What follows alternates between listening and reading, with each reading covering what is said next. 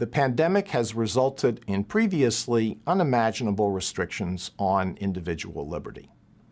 Now, notice what I am not saying or even implying. I am not diminishing the severity of the virus's threat to public health, and putting aside what I will say shortly about a few Supreme Court cases, I'm not saying anything about the legality of COVID restrictions. Nor am I saying anything about whether any of these restrictions represent good public policy. I'm a judge, not a policymaker. All that I'm saying is this, and I think it is an indisputable statement of fact.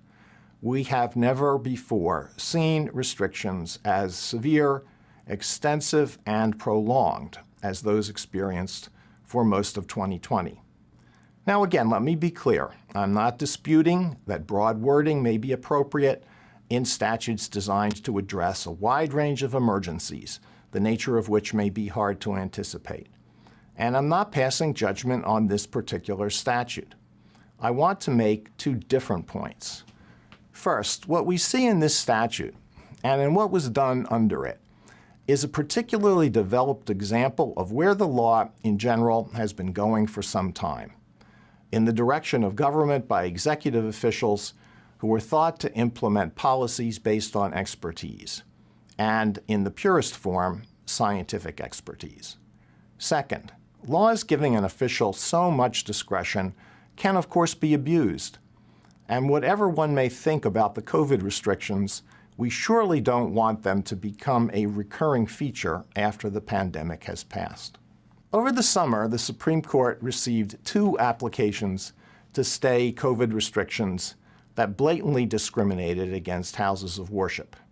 One from California, one from Nevada. In both cases, the court allowed the discrimination to stand. The only justification given was that we should defer to the judgment of the governors, because they have the responsibility to safeguard the public health. If what I have said so far does not convince you that religious liberty is in danger of becoming a second-class right, consider a case that came shortly after the Nevada case. The FDA has long had a rule providing that a woman who wants a medication abortion must go to a clinic to pick up the drug.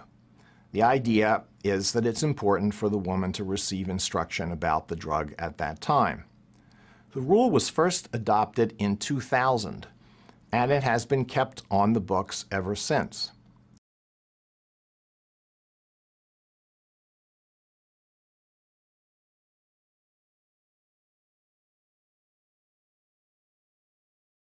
The biggest stories the moment they happen from around the globe. Subscribe to Bloomberg Quick Take now for insight in an instant.